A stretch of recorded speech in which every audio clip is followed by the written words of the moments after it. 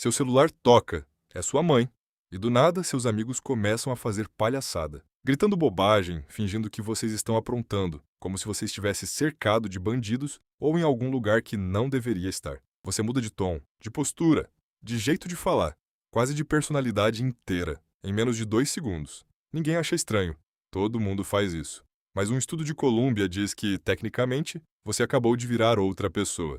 E não, isso não é fingimento, não é hipocrisia, não é ser falso. A resposta real é mais estranha do que parece, e ela derruba uma ideia que você carrega desde criança, a de que existe um verdadeiro você escondido embaixo de todas essas versões, porque talvez não exista. E o motivo pelo qual não exista tem nome, data e publicação científica. Em 1890, o psicólogo William James escreveu algo que soava exagerado para a época, que um ser humano tem tantos eus sociais quanto o número de pessoas que o reconhecem. Para ele, você não era uma pessoa, você era várias, uma para cada olhar que pousa sobre você. Por quase 80 anos, ninguém levou isso muito a sério. A psicologia inteira era construída sobre uma ideia simples e reconfortante. Você tem traços fixos. Se é extrovertido em qualquer lugar. Se é ansioso sempre. Personalidade era vista como uma essência, algo que você carrega para todo canto, como um sotaque que não muda, não importa o país em que você esteja. Testes de personalidade inteiros foram construídos em cima dessa ideia. Empresas contratavam gente com base nela. Terapias eram desenhadas assumindo que existia um núcleo estável esperando para ser descoberto. Mas em 1968, um psicólogo chamado Walter Mischel fez algo perigoso. Em vez de aceitar a teoria, ele foi atrás dos dados. E os dados não bateram com a teoria. Mischel descobriu que o comportamento das pessoas variava demais de um contexto para o outro. Variava tanto que prever como alguém agiria numa situação nova, só com base no traço de personalidade dela, tinha uma precisão quase inútil. A correlação entre o traço medido em teste e o comportamento real no mundo era baixa demais para sustentar a ideia de essência fixa. Isso não significava que as pessoas eram aleatórias, sem padrão nenhum. Significava outra coisa, muito mais interessante. A consistência não estava na pessoa isolada. Estava na relação entre a pessoa e a situação. Mas aqui está o que ninguém fala sobre essa descoberta. Ela não destruiu a ideia de personalidade. Ela obrigou a ciência inteira a reconstruir o conceito do zero. Décadas depois, na Universidade de Colômbia, o próprio Mischel, agora ao lado do pesquisador Yuichi Shoda, formalizou essa ideia num modelo chamado CAPS, Sistema Cognitivo Afetivo da Personalidade. E o que esse modelo propõe é isto: você não tem uma personalidade fixa guardada num cofre. Você tem um sistema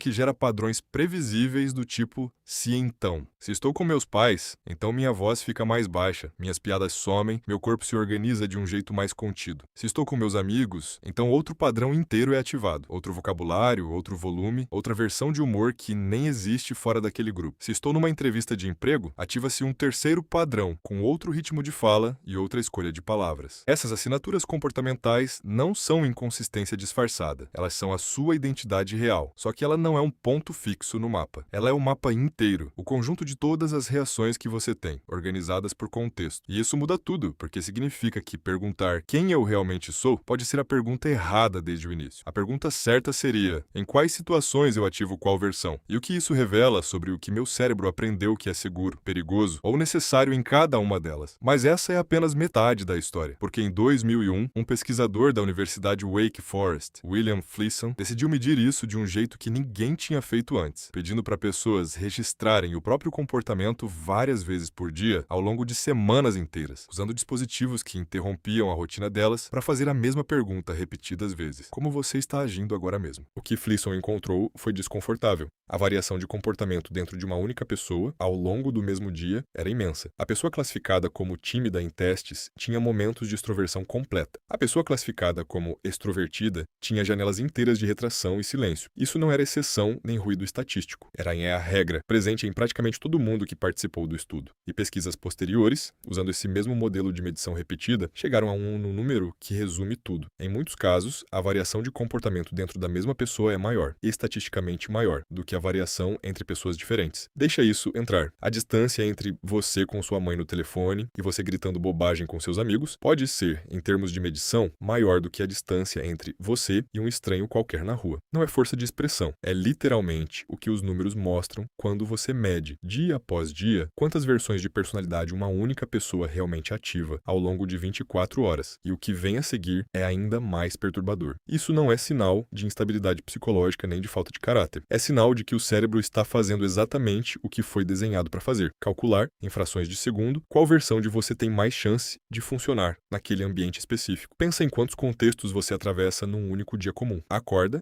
e fala com a família de um jeito, entra num grupo de trabalho e fala de outro. Manda mensagem pro crush e usa um vocabulário que não existe em nenhum outro lugar da sua vida. Senta com os avós e alguma versão mais antiga, mais paciente, quase esquecida, reaparece sozinha. Nenhuma dessas versões pede permissão. Elas simplesmente ligam, uma atrás da outra, como se sempre estivessem esperando o sinal certo para entrar em cena. Anos antes de qualquer um desses estudos, o sociólogo Erving Goffman já tinha proposto algo parecido, mas de outro ângulo, que a vida social funciona como um palco. Você tem seu comportamento de palco, controlado, ajustado para a audiência, cheio de pequenos ajustes calculados. Teoricamente, teria um eu de bastidor, livre de plateia, sem edição. A intuição comum é achar que esse eu de bastidor é o verdadeiro, que a versão que aparece quando ninguém está olhando é a real. E todas as outras, a versão com a mãe, a versão com os amigos, a versão no trabalho, são só atuação em cima dessa base. Mas os dados de Michel, Schoda e Flisson sugerem algo mais radical do que isso. Não existe bastidor. Não existe uma versão sem editar, esperando intocada para ser revelada num momento de vulnerabilidade. Existe um sistema que responde a estímulos, e cada resposta desse sistema é igualmente real. A versão que fala baixo e escolhe dizer as palavras com cuidado. Ao telefone com a mãe, não é uma máscara colocada sobre a versão que grita bobagem com os amigos 2 segundos depois. São duas saídas igualmente legítimas do mesmo sistema, ativadas por inputs diferentes. Você não está mentindo para ninguém quando muda de um jeito para o outro em segundos. Você está fazendo exatamente o que qualquer sistema biológico bem ajustado faz o tempo todo, sem alarde, processando o contexto e ajustando resposta. Talvez a pergunta "qual é o meu verdadeiro eu?" nunca tenha tido resposta, porque ela partia de uma premissa errada desde o início, a de que por trás de todas as versões existe uma versão original esperando para ser encontrada. Você não é uma pessoa escondendo outras dentro de si. Você é um padrão de reações, coerente o suficiente para ser reconhecível pelas pessoas que te amam, flexível o suficiente para sobreviver em mundos completamente diferentes no mesmo dia, às vezes na mesma hora. A ligação da sua mãe não revela uma máscara caindo. Ela revela um sistema inteiro, complexo e silencioso, funcionando exatamente como deveria funcionar. E talvez seja por isso que certas mudanças de ambiente doam tanto. Mudar de cidade, terminar um relacionamento longo, perder alguém que só existia numa das suas versões. Não é só a pessoa ou o lugar que se vai. É uma versão inteira de você que perde o gatilho que a mantinha viva. E se isso é verdade, então talvez a pergunta que realmente importa não seja mais quem você é, seja qual versão de você o mundo está te ensinando todos os dias a ativar com mais frequência.